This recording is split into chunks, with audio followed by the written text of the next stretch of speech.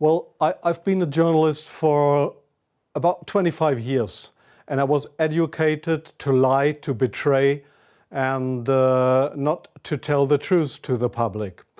But seeing right now, within the last months, how far how the German and American media tries to bring war to the people in Europe, to bring war to Russia. This is a point of no return, and I'm going to stand up and say it is not right what I have done in the past, to manipulate people, to make propaganda against Russia, and it is not right what my colleagues do and have done in the past, because they are bribed to betray the people, not only in Germany, all over Europe. The reason writing this book was that I am very fearful of a new war in Europe, and I don't like to have this situation again, because war is never coming from itself. There is always people behind it to push for war. And this is not only politicians, this is journalists too. And I just have written in the book how we have betrayed in the past our readers just to push for war, and because I don't want this anymore. I'm fed up with this propaganda. We live in a banana republic and not in a democratic country where we have press freedom, where we have human rights. If you see the German media, especially my colleagues who day by day write against the Russians, who are in transatlantic organizations and who are supported by the United States to do so, well, people like me, I became an honorary citizen of the state of Oklahoma in the United States. Just why?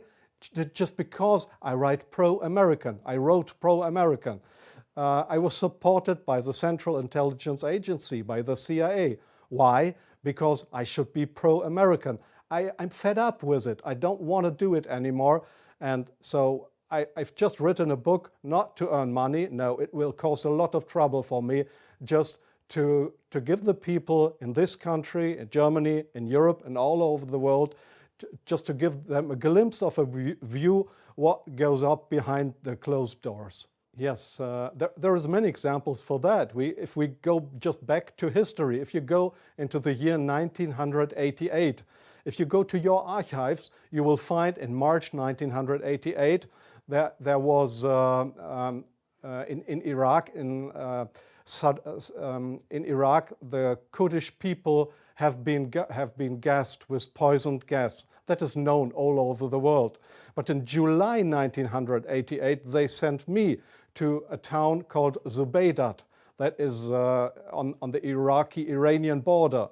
There was war. It was war between the Iranians and the Iraqis, and I was sent there to photograph how the Iranians have been gassed with poisoned gas, with German poisoned gas. You call it Lost and Zarine, mustard gas, made by Germany. They have been gassed, and I was there to make photographs how these people have been killed by poisoned gas from Germany. When I came back to Germany, there was just one small photo in a newspaper, in the Frankfurter Allgemeine, and there was one small article not writing how impressive, brutally, how unhuman, how terrible it was to kill decades after the end of the Second World War, people with German poisoned gas. So this was a situation I feel misused for having been there and just to give a documentary what has been done, but not being allowed to cry out to the world what we have done behind closed doors. Up to today, it's not well known in the public that with German public gas, there have been hundreds or thousands of people gassed in this city of Zubaydat. Now you ask, what have I done for intelligence agencies? So please see, most of the journalists you see in foreign countries, they claim to be journalists, and they might be journalists, European or American journalists, but many of them, like me in the past, are so-called non-official cover. That's what the Americans call that. I have been a non-official cover. Non-official cover means what? It means you too work for an intelligence agency. You help them if they want you to help them, but they will never, when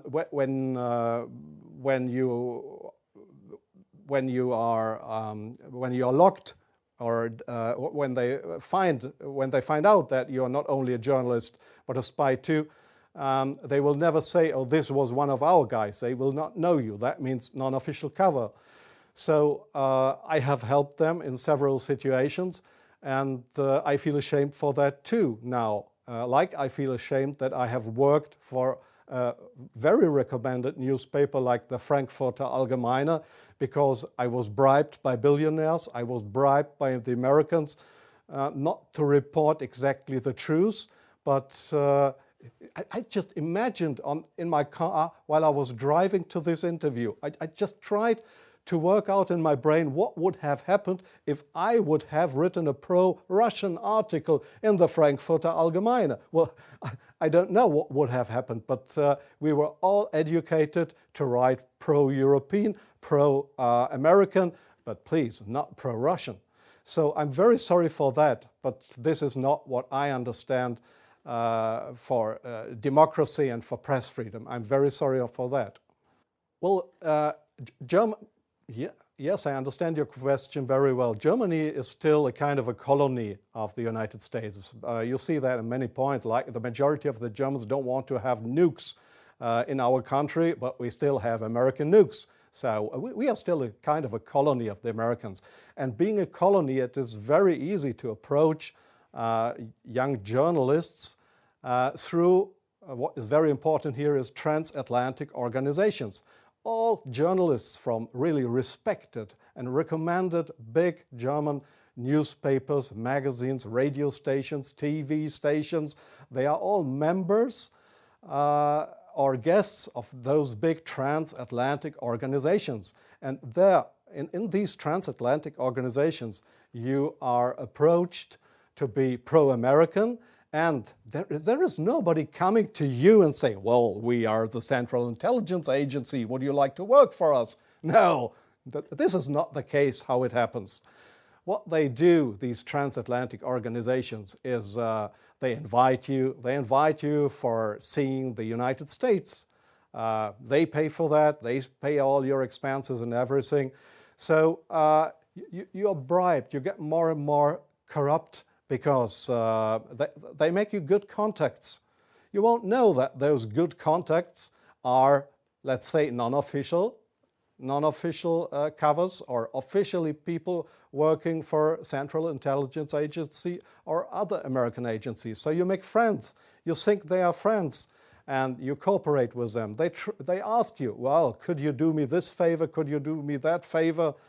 And so your brain more and more is brainwashed through these guys. And your question was, is this only the case with German journalists? No, I think it is especially the case with British journalists, because they have a much closer relationship. It is especially the case with Israelis, of course with French journalists for a part, not that big as with German or with British journalists.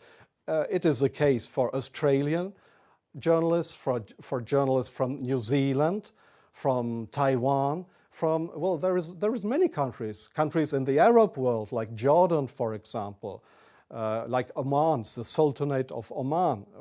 There is many countries where this happens, where you find people to claim they are respected journalists, but if you look behind them, you'll find they are puppets on a string of the Central Intelligence Agency. I'm sorry in interrupting you. I'll give you one example. Sometimes the intelligence agencies, they come to your office and want you to write an article. I give you an example not from strange other journalists, from me myself. I've just forgotten the year. I just remember that the German Foreign Intelligence, Bundesnachrichtendienst, it is just a sister organization of the Central Intelligence Agency. It was founded by the American Intelligence Agency. So one day the BND, this German Foreign Intelligence Agency, came to my office at the Frankfurter Allgemeine in Frankfurt.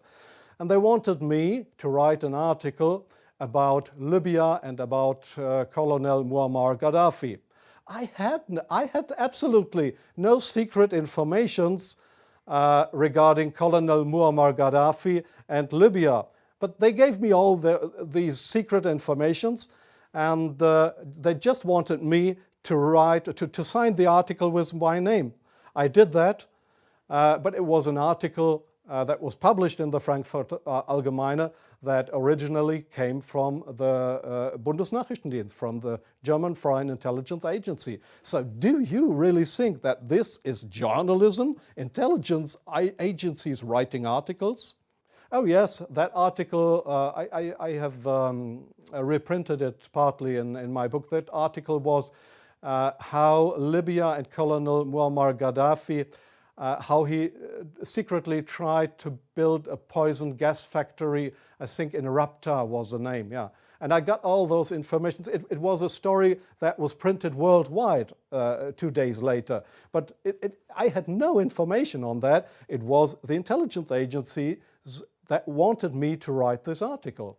So, but this is not the way journalism should work, that intelligence agencies, that they decide what is printed and what not.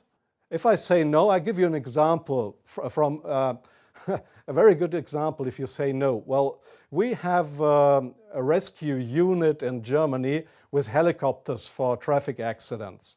It's called, they call themselves the Yellow Angels. There was one guy who didn't want to cooperate. He was a pilot of the helicopter service of the Yellow Angels in Germany. This guy said no to the Foreign Intelligence Service, Bundesnachrichtendienst, when they approached him and wanted him as a non-official cover to work for the German Foreign Intelligence Agency, just to pretend to be somebody from the Yellow Angels. So what happened was that he lost his job. And the court in Germany, the judge decided that they were right, because such a guy could not be trusted. He was kicked off his job because he didn't cooperate with the Foreign Intelligence Service. So I knew what would happen if I would not cooperate with intelligence services. Well, I have had, let me say, 6 times my house was house searched because I was accused by the public prosecutor, the German public prosecutor. I was accused of leaking secrets of states. 6 times house searched. Well, they hoped that I wouldn't do that ever again.